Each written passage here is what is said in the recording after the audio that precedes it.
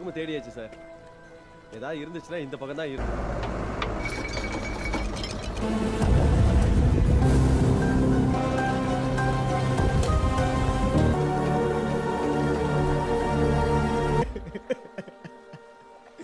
நான் அப்பவே சந்தேகப்பட்டேன் சார். இவங்க பார்க்கறதுக்கு எங்க அம்மா.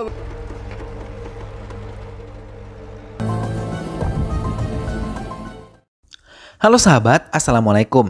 Apa kabar? Semoga sehat selalu dan senantiasa berbahagia. Terima kasih sudah subscribe dan selalu setia menyimak video-video SLMTTV. Semoga Tuhan Yang Maha Kuasa selalu memberikan rezeki yang berlimpah ruah dan juga berkah untuk sahabat semua. SLMTTV kembali hadir menemani waktu bersantai sahabat dengan alur cerita film-film pilihan. Kali ini SLMTTV hadir dengan sebuah alur cerita dari film yang berjudul Diary. Film ini menceritakan tentang pemecahan misteri yang dilakukan oleh subinspektur dalam tugas pelatihannya yang melibatkan kecelakaan maut 16 tahun lalu serta sebuah kasus perampokan. Baiklah sahabat, tanpa perlu berlama lagi langsung saja kita simak, ini dia alur cerita filmnya.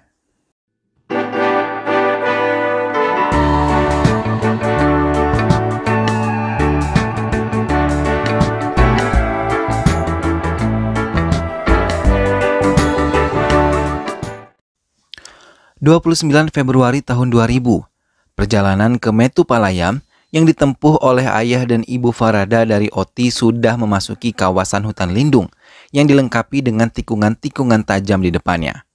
Ayah Farada menggoda istrinya yang baru saja terbangun dari tidurnya kalau mereka akan melintasi daerah tikungan Jepit 13 yang terkenal seram dan beberapa pengendara mengalami kecelakaan dalam mengendarai kendaraan mereka. Ayah Farada mencoba tenang mengendarai mobilnya, namun tak berapa lama, mobil yang dikendalikannya tidak bisa dikendalikan dengan baik hingga kehilangan keseimbangan dan menabrak sebuah pohon. Mobil tersebut mengalami pecah pada seluruh bagian kacanya dan kedua orang tua Farada pun tewas dalam kecelakaan itu. Kecelakaan itu pun menjadi topik utama di beberapa berita yang ada di televisi dan juga koran. Namun mereka tidak mempercayai kalau tikungan Jepit 13 itu banyak menyimpan misteri. Dan rata-rata dari mereka mengatakan itu semua adalah tahayul dan kecelakaan itu hanya adalah kebohongan dari pengendara yang melewati tikungan Jepit 13 itu. 16 tahun kemudian, beberapa anggota polisi yang baru saja menjadi subinspektur harus menjalani pelatihan sebelum menjalankan tugas sesungguhnya. Komandan mereka membebaskan mereka mengambil satu kasus untuk bisa diselidiki sebagai syarat pelatihan mereka. Farada yang merupakan salah satu di antara mereka mulai mencoba mencari file kasus yang akan diselidikinya. Bersama Akshaya, ia mencari file di lemari yang ada di depan mereka. Ia mengambil kasus dacoity yang terjadi pada 16 tahun yang lalu di desa terpencil Udagamandalam, Metupalayam Oti. Ia membaca dengan seksama kasus yang belum mendapatkan pencerahan dan pelaku di balik itu semua. Varada, என்ன case? Mereka kembali dikumpulkan dan diminta untuk bisa fokus menjalani pelatihan ini untuk menunjang karir mereka setelah menempati jabatan yang dimiliki mereka nanti. Semua telah mempersiapkan diri untuk pergi ke daerah yang mereka ambil kasusnya, termasuk Fataran yang harus pergi ke desa Udagamandalan yang terpencil. Setelah melewati perjalanan panjang, ia tiba di kantor polisi dan menemui komisaris yang ada di kantor tersebut. Komisaris pun memperkenalkannya pada Pak Fitra, inspektur yang telah bertugas di kantor polisi tersebut. Pak Fitra dengan senang hati akan membantu Fataran memecahkan misteri dari kasus dacoity ini. Suami istri mendatangi kantor Pak Fitra untuk melaporkan kalau putri mereka telah menghilang. Pak Fitra menyerahkan mereka kepada rekannya untuk dibuat laporan kehilangan. Ia sendiri melangkahkan kakinya untuk menemui Fataran di sebuah rumah makan. Namun di tengah perbincangan mereka, Akshaya menelpon Fataran dan menceritakan kalau pelaku perampokan yang tengah ia tangani kasusnya sama dengan pelaku yang ada di dalam berkas Fataran. Akshaya yang pernah membaca dokumen Fataran teringat nama-nama itu hingga ia menghubungi Fataran untuk memastikannya. Fataran terdiam dan mengiyakan saat Akshaya menyebutkan nama Falagaiman Jayakumar, Turu Nageswara dan Anan. Ketiga pelaku itu biasa merampok dan menghabisi korban setelah menggasak habis harta mereka. Setelah mendengar semua cerita Akshaya, Fataran mengiyakan dan akan datang ke Kombakonam menemui Akshaya untuk menerima dokumen detail tentang tiga perampok itu. Fataran menceritakan apa yang ia dengar dari Akshaya kepada Pak Fitra, hingga ia izin diri untuk menemui Aksaya di Kombakonam. Pak Fitra pun mengiyakannya dan mengantarkannya sampai ke pintu rumah makan tersebut. Namun Fataran terkejut ketika melihat mobil yang sebelumnya ia parkirkan di tempat aman sudah tidak ada. Bersama Pak Fitra, ia melihat rekaman kamera pengawas yang terdapat pada lahan parkir tersebut. Mereka melihat seorang pria mengambil mobil miliknya. Pak Fitra menjelaskan kalau pria itu adalah Satya yang memang merupakan seorang pencuri. Pak Fitra pun meminta bantuan pada anggotanya untuk bisa menangkap Satya yang telah mencuri mobil Fataran. Sementara itu, ketiga perampok menyelinap ke sebuah kamar hotel di area Taman Mawar. Penghuni kamar tersebut pun terkejut setelah mendengar suara mencurigakan, namun suaminya tidak mempercayainya. Ia melangkahkan kakinya ke kamar mandi. Setelah keluar dari kamar mandi, ia pun terkejut melihat suaminya telah tewas di ranjang dengan darah bersimbah dan mengotori spraynya. Tak berapa lama, perampok itu datang dan menghabisi wanita itu dengan sangat kejam. Keduanya tewas dan dengan cepat mereka menggasak semua perhiasan dan uang yang ada di kamar tersebut. Setelah meninggalkan hotel, ketiga perampok itu menaiki bus umum yang tengah menunggu penumpang mereka. Di dalam bus tersebut, penumpang lain merasa ketakutan melihat ketiga perampok yang berperawakan menyeramkan. Saatnya tiba di tempat tujuannya dan meninggalkan mobil yang ia curi, kemudian meninggalkan kembali tempat tersebut. Tak lama, Pak Fitra dan Fatara tiba di tempat itu dan melintasi bus yang ditumpangi oleh ketiga perampok itu. Ketiganya nampak gugup kemudian menaruh tas yang berisi emas ke bawah kursi yang didudukinya. Sementara di tempat lain, MLA memerintahkan anak buahnya untuk mengejar putrinya yang berlari bersama kekasihnya meninggalkan rumah mereka. Keduanya berlari dengan cepat dan saat melihat bus itu melintas mereka terburu-buru untuk menumpanginya. Dengan napas terengah-engah mereka memasuki bus tersebut dan meminta supir bus itu untuk mengendarai dengan cepat. Pak Fitra dan Fataran tiba di tempat Satya, namun mereka tidak menemukan Satya di tempat itu. Hanya menemukan beberapa anak buahnya yang langsung menyerang Fatara.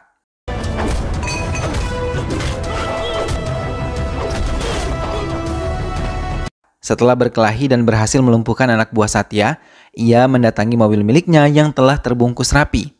Tapi setelah memeriksa keadaan mobilnya, ia tidak menemukan tas yang berisi berkas dan senjata di dalamnya. Di dalam bus, Ezil dan Ragavi yang merupakan sepasang kekasih menceritakan kalau mereka telah melarikan diri dari kediaman Ragavi dan memutuskan untuk kawin lari.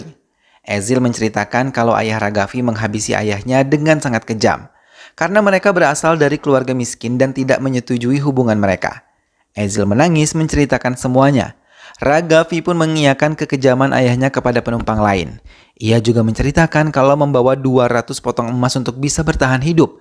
Hal itu didengar oleh Jaya Kumar, salah satu perampok yang ada di kursi belakang hingga memiliki niat untuk bisa memilikinya. Tak lama penduduk asli dari hutan Todas datang menumpangi bus tersebut. Mereka yang mendengar cerita Ezil dan Ragavi menyarankan untuk menikah di kuil yang akan mereka lintasi sebentar lagi. Usul tersebut pun diterima baik oleh semua penumpang. Mereka menuruni bus dan berjalan ke kuil. Salah satu dari mereka membangunkan Gandhi Mandi yang tengah tertidur, tapi ia sama sekali tidak mendengar hingga ditinggal di dalam bus seorang diri. Setelah penumpang lain telah pergi meninggalkan bus, Gandhi Mandi yang merupakan penumpang setengah baya terbangun dari tidurnya. Ia terkejut karena tidak menemukan penumpang lain di bus tersebut. Tak lama ia melihat bayangan yang menyeramkan hingga ia terjatuh dari kursinya. Ia ketakutan dan melafalkan mantra serta doa untuk menyelamatkan diri dari hantu yang ada di sekitarnya. Semua penumpang tersebut merasakan kebahagiaan di pernikahan Ezil dan Ragavi yang dipimpin oleh pendeta dari desa Todas.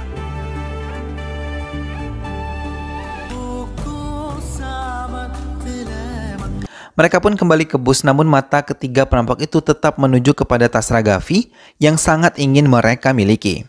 Pendeta dan keluarganya turun di tempat pemberhentian mereka dengan penuh kebahagiaan. Salah seorang penumpang laki-laki mendekati Gandhi Mandi yang terlihat terdiam di kursi penumpangnya. Ia masih nampak ketakutan dan mencoba menceritakan pada laki-laki kalau bus yang mereka tumpangi banyak mengandung kekuatan supranatural. Tak lama pemuda itu pun melihat sesuatu yang menyeramkan. Ia melihat Lizzie dalam bentuk yang sangat menyeramkan. Keduanya pun memutuskan keluar dari bus saat bus berhenti di pos pemberhentian bus, saat penumpang lain tengah terlelap dalam tidur malam mereka. Gandhi Mandi memilih untuk pergi meninggalkan tempat itu untuk menyelamatkan dirinya. Penumpang laki-laki itu bertemu dengan Fataran dan Parvita yang berada di dalam mobil. Ia menceritakan semua yang ia alami pada mereka. hingga Fataran berniat memeriksa bus tersebut sedangkan Pak Fitra tetap mengejar Satya. Fataran mengejar bus menggunakan sepeda motor bersama penumpang tadi. Sementara di dalam bus, Jayakumar yang terbangun dari tidurnya mulai ingin menjalankan rencananya memiliki tas Ragavi. Ia melangkahkan kakinya mendekati tempat duduk Ragavi, tapi seorang putri dari penumpang yang bernama Arufan Kandu terbangun dan melihat Jayakumar berusaha mengambil tas Ragavi. Keributan pun terjadi. Para perampok tersebut menodongkan senjata tajam pada putri Arufan Kandu hingga tak lama kemudian perkelahian pun terjadi. Di sela perkelahian itu, Fataran datang dan mencoba menengahi mereka. Ia menghadapi ketiga perampok tersebut. Di tengah perkelahian itu pun ia melihat perhiasan yang sama persis dengan perhiasan yang ia lihat di dalam dokumen penyelidikan kasus Dakolti. Fataran pun berhasil melumpuhkan ketiganya.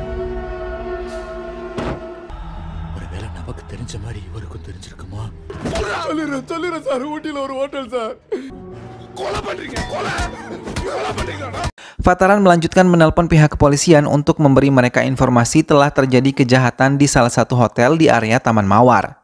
Anggota kepolisian Metupalayam pun meninggalkan kantor mereka dan memeriksa setiap kamar hotel yang ada di sekitar Taman Mawar. Bus masih melaju menembus malam, tiba-tiba Fataran tersentak ketika melihat seekor anjing menyeramkan menyerangnya. Beberapa penumpang lain pun mengalami hal serupa dengan Fataran. Mereka melihat sosok yang sangat menyeramkan, hingga mereka pun menjadi tidak tenang. Fataran mengabari Parvitra tentang semua yang terjadi di dalam bus dan mengatakan untuk memeriksa bus tersebut ke kantor perhubungan. Parvitra yang telah mendatangi kantor bus tersebut menyebutkan nomor bus itu di hadapan petugas.